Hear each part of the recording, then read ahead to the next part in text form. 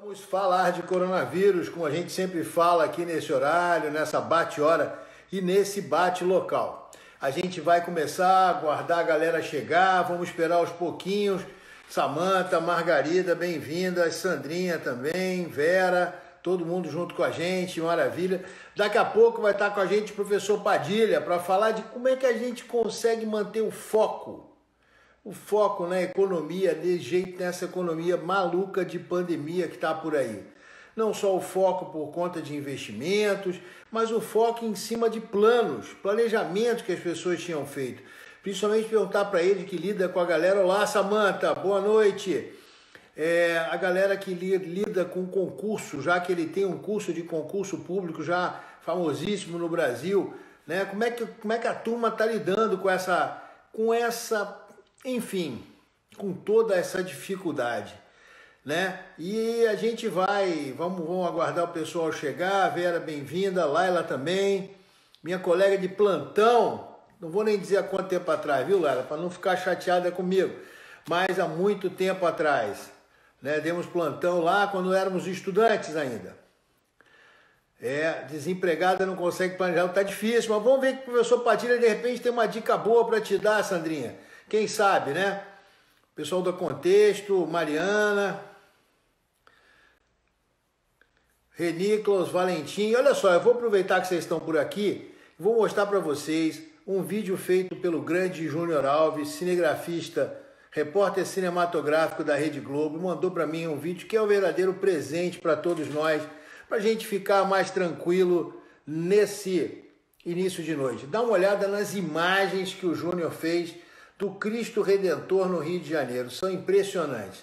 Vamos passar esse tempinho aí, quase um minuto, pouco menos de um minuto, para a gente se inspirar aí nas imagens que ele fez com time-lapse da imagem do Cristo Redentor, o dia passando. E é assim, os dias estão passando mesmo, né? O tempo está passando e a gente está tocando a vida para frente e ele está olhando pela gente lá de cima.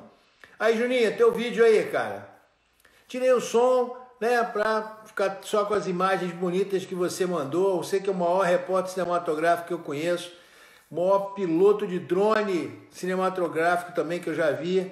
Imagens maravilhosas do nosso Rio de Janeiro, para começar aqui a nossa conversa bem inspirados e tranquilos, né? Pois bem, vamos voltar aqui para o papo de hoje, já depois de assistir essas imagens maravilhosas. Então, a gente sempre começa com os lembretes do dia. E o primeiro lembrete é que amanhã a nossa live é às 6 da tarde, horário do Brasil. Tá? E vamos responder uma pergunta que todo mundo tem. Afinal de contas, eu tenho que fazer exercício de máscara ou sem máscaras? Essas máscaras atrapalham no desempenho esportivo, atrapalham em você fazer o seu exercício? Eu não tenho a resposta, mas quem tem a resposta são o Dr. Fabrício Braga e o Dr. Cláudio Gil, dois maiores especialistas em medicina esportiva que eu conheço. Só que tem um detalhe, amanhã a live é às 6 da tarde no perfil da CBN, a CBN Oficial. Então vocês vão lá, vão procurar a CBN Oficial e a live vai estar lá às 6 da tarde, viu, gente? Depois eu vou salvar e botar no YouTube, mas a gente vai primeiro assistir a live, vamos conversar com esses dois craques amanhã no perfil da CBN Oficial. Número de casos no mundo hoje, 13.200.550 e os Estados Unidos lá com 3.400.000 casos, né? O Brasil rapidamente correndo atrás do prejuízo, para não dizer o contrário, aumentando o prejuízo, 1.888.290 casos, caminhando rapidamente para 2 milhões de casos, né? E a gente está somando aí 2 dezenas de milhares ou um pouco mais, às vezes, cada dia que passa. Varia dia a dia. O número de mortes globais no mundo, quase 600 mil mortes, 575.178. Os Estados Unidos também, um número impressionante, 136.244 mortes. O Brasil, segundo a Fiocruz, já tem uma soma de quase 73 mil mortos e vamos somando ali, variando dia após dia, entre 800 e 1.000 mortes por dia. só para a gente pensar aqui numa coisa que preocupa muito. Os Estados Unidos passou a ter uma disparada de casos nas últimas semanas, basicamente às custas de 4 estados, estamos falando de Flórida, Texas, Arizona e Califórnia, né? Respondem por 25% dos casos diários nos Estados Unidos. Se a gente for olhar a média móvel de 2 semanas, que é a moda agora em todas as coisas, veículos de comunicação, então para não fugir, a gente sempre mostrou aqui essa avaliação bissemanal, porque ela permite que você não fique confuso com aquele sobe e desce do dia a dia. Olha o que a gente vê aí. Os Estados Unidos tiveram um momento de muitos casos ali em abril, época que Nova York estava pegando fogo, a situação estava muito grave. Depois começa a estabilizar, dá uma descida e dispara nas últimas semanas, desde o final de junho, né? E o Brasil? O Brasil não teve 2 ondas até agora. O Brasil vem somando casos de maneira constante e mesmo a média... Vamos lembrar que cada pontinho desses é um depois do outro, comparado 15 dias de distância, para que a gente veja a tendência. Então a tendência do Brasil é sempre crescente e infelizmente nos últimos 2 meses, vamos dizer assim, praticamente, ou pelo menos os últimos 30, no último mês, a gente tem tido uma média muito estável, infelizmente alta e muito estável de casos. Já no quesito mortes bissemanais, o que a gente vê é que, apesar do aumento do número de casos nesses últimos tempos nos Estados Unidos, o número de mortes não tem crescido tanto. Isso tem levado a várias discussões aqui nos Estados Unidos com relação a por que isso estaria acontecendo. A gente tem o de independente de qualquer coisa, tem o fato de que as mortes aparecem bem depois dos casos. Em média, tem uma distância de pelo menos 2, 3 semanas de diferença entre o aumento de casos e o aumento do número de mortes. Mesmo assim, a gente viu que os Estados Unidos tiveram um aumento muito grande nas médias de semanais. Vamos rever aqui, olha, cada 2 pontinhos desses equivalem a 15 dias de diferença de um para o outro. Então, em princípio, a gente deveria estar enfrentando um número de mortes muito maior nos Estados Unidos. Mas a gente tem algumas explicações para isso. As explicações são, principalmente, os serviços de saúde aprenderam a lidar com os doentes de Covid, depois dos primeiros grandes sustos, né? China, Europa e Estados Unidos, e agora já se sabe mais ou menos como tratar esses pacientes. Então o número de mortes diminui bastante. É um fenômeno que a gente está aguardando. Também o fato de que nessa segunda onda, se a gente pode chamar isso de segunda onda nos Estados Unidos, a gente tem basicamente pacientes mais jovens. O que não quer dizer que não tenha pacientes graves. Afinal de contas, a gente tem 90% de UTIs ocupadas na Flórida. Então não dá para dizer que está tranquilo. A Carolina levanta a mesma bola com relação ao Rio de Janeiro. O isolamento quase zero, 2 semanas sem colapso do sistema. Isso é verdade, Carolina. A gente não tem colapso do sistema, a gente tem até agora uma demanda pequena registrada, mas a gente sempre tem que ficar de pé atrás. Por que acontece? Vamos lembrar daquele tempinho, né, que leva. Você tem a infecção, 4 a 5 dias para aparecer os sintomas, pelo menos mais 7 dias para o indivíduo decidir, ou seja, a natureza decidir se aquela pessoa precisa ir para o hospital ou não. Então a gente tem aí 12 dias, a gente está perto desse limite, tomara que não aconteça isso, mas em princípio no Rio de Janeiro a demanda está sob controle, embora o isolamento foi perdido já há muito tempo, né? Então a gente está, eu falei ontem aqui na live, falei hoje na CBN também de manhã e na CBN ontem à tarde, a pandemia no Brasil está indo a ritmo de Zeca Pagodinho, né? Pandemia leva eu, deixa a pandemia me levar, vírus leva eu. Essa é a nova regra no Brasil atualmente, né? Bom, enfim, vamos conversar com o professor Padilha, que eu já vi que já entrou aqui na nossa live. Deixa eu procurar ele aqui na bolinha. Professor Rodrigo Padilha está na área, veio de outra aula. Tem que agradecer muito a disposição dele, que é um cara que dá aula um atrás da outra, é um negócio maluco, rapaz. Também está acostumado, treinou muito tempo com o professor, né? Fica mais fácil, né? Vamos dizer assim. E aí, meu amigo, tudo bem? Tudo tranquilo, né? Agora você está na região mais confortável. Fugiu da fogueira, meu irmão? Pô. Rapaz, eu fugia. Foi o quê? 2 semanas antes de eu estourar o pico, de aumentar de novo esse pico aí na Flórida. Eu vim para Massachusetts, estou em Boston. Enfim, deu tempo, deu tempo. E aqui era o pico antigamente, né? Exatamente. Começou aqui. Você fez uma boa aposta, né, meu amigo? Pô, Troquei bem. Né, cara? Troquei bem. Cheguei na hora certa. E vem cá, por que essa mudança? Vamos começar com a pergunta que não quer calar. Cara, a mudança é porque eu tenho uma teoria, né? Eu falo até para meus alunos isso.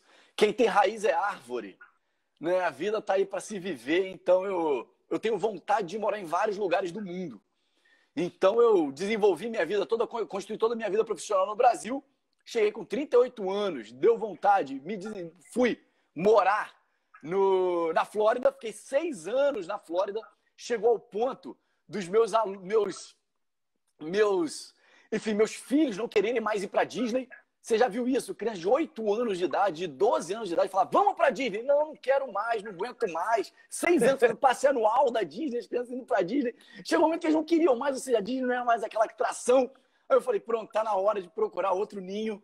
E aí eu vim conhecer Massachusetts, morar um tempo na Massachusetts, porque eu sou do Rio. Morei na Flórida, eu nunca vivi na neve. Então eu quero viver agora essa experiência nova. Né? Vamos ver esse sorrisão aí lá para dezembro, meu irmão. Quando tudo chegar. Passear na neve é uma coisa, morar na neve é outra, né? Cara? Pois é, cara. Eu vim para cá no final do ano passado, peguei -11, achei mó barato. Fiquei 15 dias. Lembro. Cervejinha 15 dias foi legal. Cervejinha no gelo do lado da neve do lado de fora. Espeta a cerveja no gelo. Eu quero ver na hora que tiver que ter aquela pazinha de neve, poder sair de casa, meu irmão. Abrir a porta, cara. Pra te ser sincero, até eu quero ver isso, cara. Eu tô doido pra morar aqui, mas até o capítulo 2. Só falo ano que vem, se foi legal ou não. Eu vou te falar que esse ano é a primeira vez que eu viajei pra neve, né? Foi no inverno do ano passado, né? No final do ano passado. Eu confesso que é muito lindo, mas quando eu desci do avião, mano, lá no Colorado, fui pegar o carro. Tomou aquela pancada de frio. Eu não achava o carro, né? Eu só achava um negócio branco, assim. Verdade. Era um monte branco e o carro estava ali embaixo, né? Só que eu tinha... Ainda bem que eles têm YouTube, né? Porque eu estudei antes de viajar como é que limpava. Ia ter uma escovinha dentro do carro, pazinha. Foi divertido. Mas foi só férias, meu irmão. Pô, eu quero ver agora no dia a dia, cara. Fui dormir lá em New Hampshire, cara, na neve lá, acordei, tinha desse tamanho neve em cima do carro para tirar com aquela escovinha lá, quebrei até a escovinha, cara. Beleza. É uma aventura, aventura. Eu acho que não, e tem uma coisa que é importante, né? Eu tô fazendo os módulos do curso do MIT, então provavelmente eu posso sentir um pouco do que você já sentiu e que motiva. Eu falei para Elisa, se eu pudesse, se tivesse grana para fazer nada, eu ia mudar para Boston ou para a região aí, eu ia fazer um curso atrás do outro, cara. Ia fazer curso de bolinha de gude, é comigo mesmo. Tô indo lá no MIT fazer um curso de como jogar bolinha de gude, entendeu? Exatamente. Cara, porque, assim, eu fico brincando essa questão de neve e tal, mas, cara, eu sou professor. E como professor, cara, eu tô morando a 30 minutos de Harvard, a 35 minutos do MIT, sabe? Meus filhos vão estudar na escola número 1 dos Estados Unidos, que é pública. Então, assim, e essa escola entrega para Harvard. Então, assim, eu tô dando uma oportunidade de estudo para os meus filhos, sabe? Que, enfim, minha mãe não teve condições de me dar essa oportunidade, estou conseguindo fazer isso para eles. E eu inscrevi meus filhos semana passada, e o prazer de um pai professor poder inscrever um filho na melhor escola do país mais desenvolvido do mundo, cara, praticamente, para mim, assim, é quase zerar a vida, sabe? Falar, cara, eu coloquei meus filhos num caminho certo. Então, para mim, já vale tudo. Vale todo o frio que eu vou passar. O que a gente sente aí na região ali, principalmente na região do MIT, de Harvard, é aquela coisa que a gente só sentindo mesmo, né? Que é respirar cultura, ciência, tudo ao mesmo tempo, gente de tudo quanto é parte do mundo conversando, discutindo temas que não tem nada... Que às vezes fala assim, vamos vem cá, Vocês estão discutindo o quê? Não interessa. É um povo muito inteligente, cara. Você senta para conversar aqui com qualquer americano aqui, os caras, a cultura dos caras é absurda, sabe? É um estado muito, muito, assim, muito bem, muito intelectual. Então isso é espetacular. E respeita a história, né? A colonização americana começou aqui. Eu ia falar. Então cada parede, cada prédio desse é história, cara. É espetacular. O passeio você deve ter feito, né? Se não fez, eu recomendo muito, que é o passeio da Trilha da Liberdade. Já fiz. Cidade. É um passeio inesquecível. Você vai seguindo o tijolinho vermelho e vai tendo uma aula de história dos Estados Unidos. É isso mesmo.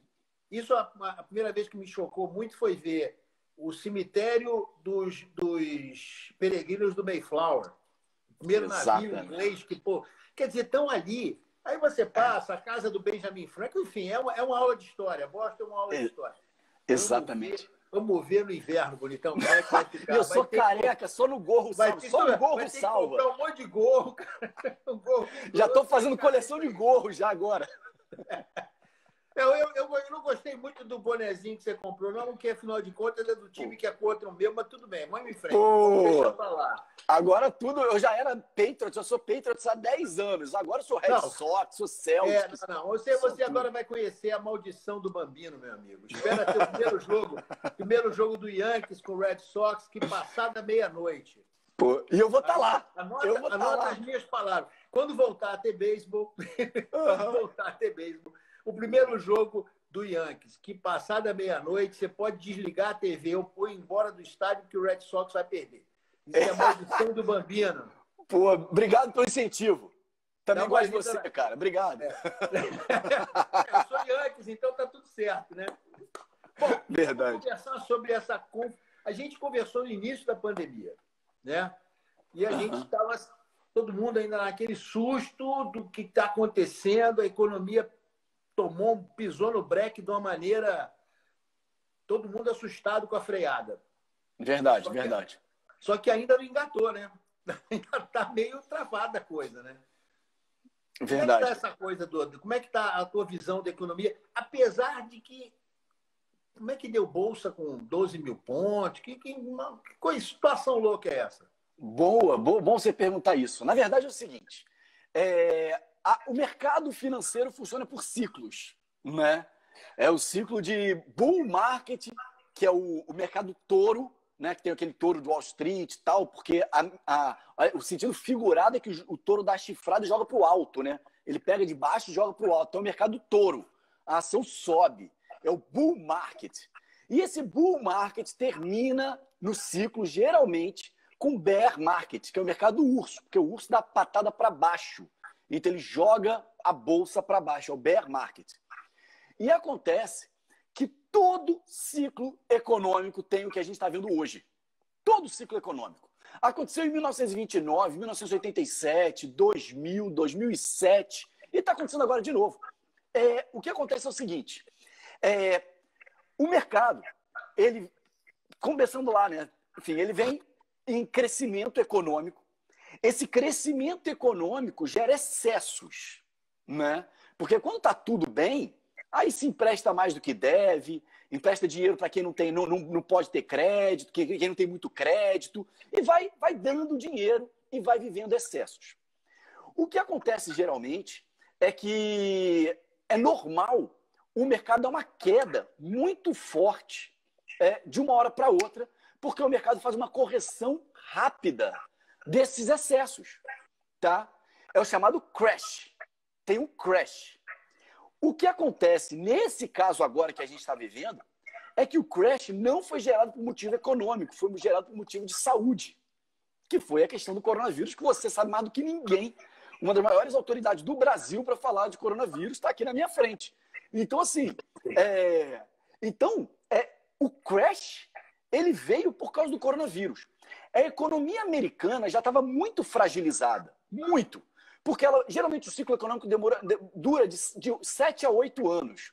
Esse ciclo econômico americano está durando 11 anos, na verdade. Desde 2008, 2009, né? E estamos aqui agora. 2009 começou 2020. Então está durando 11 anos esse ciclo econômico. Desde 2013, quando eu já operava aqui nos Estados Unidos, 2013, 2014, eu ouço A crise vai vir no próximo ano. A crise vem no próximo ano. Porque desde 2013, a SP500, a Bolsa Americana, vem batendo recorde atrás de recorde, de altas. E vai batendo. Então, assim, todo mundo, desde 2014, está vivendo uma crise. Eu sabia que não vinha em 2014, porque não é o fato da economia estar no alto que significa dizer que ela vai cair. Não é isso que gera a queda da economia. São várias outras fragilidades econômicas que geram a queda. Pois bem, a economia americana já vinha mostrando fragilidade nesses 11 anos de pujança, né, de bull market. A economia brasileira ela vinha recuperando. 2015, 2016, ela levou um susto, né, na economia, todo mundo sabe disso, quem tinha imóvel para vender viu isso na prática. Né? Então, assim, a economia brasileira parece um doente que está na enfermaria, recuperando. E a economia americana, um atleta que está ficando doente. Ocorre que o coronavírus pegou no meio da canela das duas.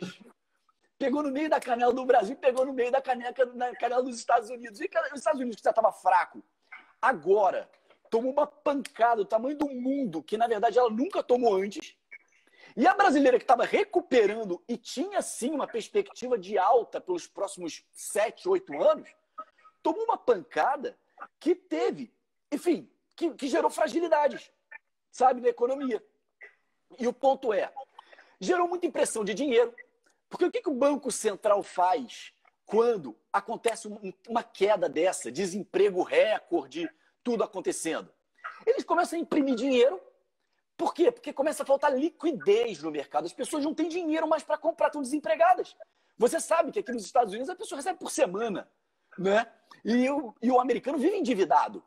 Então, assim, de um dia para o outro, os caras se viram endividados, porque eles já estavam, e sem dinheiro, porque não tem emprego. O pedido de seguro-desemprego batendo recordes que nem em crises gigantescas anteriores chegou. Então, o que acontece? Os Estados Unidos começou a imprimir trilhões e trilhões de dólares. Cada vez que ele ligava a impressora, ele imprimia 2 PIBs brasileiros. O PIB brasileiro de 2019 foi 1 trilhão e 200 milhões de dólares. 1 trilhão e 200 bilhões, desculpa. Cara, os Estados Unidos imprimem de 3 em 3 trilhões. 3 trilhões mandando. Então, assim, imprimindo dinheiro. O Brasil até segura um pouquinho a onda, mas imprimia um pouco também, porque não conseguiu segurar muito. E aí o que acontece? Cara, ele imprimiu muito dinheiro e baixou os juros. Os juros americanos estão no chão, os juros brasileiros também estão no chão. O Brasil está vivendo juros de país europeu. Só que é uma economia que não tem a força europeia, mas está com juros de país europeu. E existe uma regra na economia chamada regra de Taylor, que vê o quanto os juros deveriam estar realmente. Os juros brasileiros deveriam estar 5,5%. E ele está abaixo de 3%. Os juros americanos eram para estar 4,77%. Está abaixo de 1%. Então, assim, eles estão forçando os juros para baixo para incentivar que as pessoas peguem dinheiro emprestado para poder ter liquidez. Então, o Banco Central imprime dinheiro, fala, banco, empresta para essa galera, porque eles estão precisando de dinheiro. E aí a galera pega dinheiro, só que eles estão pegando dívida. Eles não estão gerando dinheiro por produção deles. Eles não estão produzindo esse dinheiro. Eles estão se endividando mais. E aí, doutor, pensa comigo. Dinheiros despejados no mercado, jogando dinheiro com juros baixos, pegando pessoas pegando empréstimo. Quando acabou a quarentena, o que aconteceu? Todo mundo foi para a rua para consumir. Tá com dinheiro, pegou empréstimo, tá com dinheiro. Você sabe disso, os Estados Unidos deu dinheiro pro povo. Deu. Né? Batendo minha conta corrente, toma dinheiro. E foi igual o Silvio Santos, aviãozinho. E aí, né, o chamado helicopter money. E aí o que acontece? As pessoas com dinheiro na mão, querendo consumir. Começaram a consumir. O problema é que a produção parou também. Todo mundo que produzia produtos e serviços pararam também por causa do coronavírus. A quarentena foi para todo mundo, quem produzia e quem consumia. Então, já não tem a reposição daqueles produtos. Então, o povo está comprando e não tem para repor. E o que acontece? Porque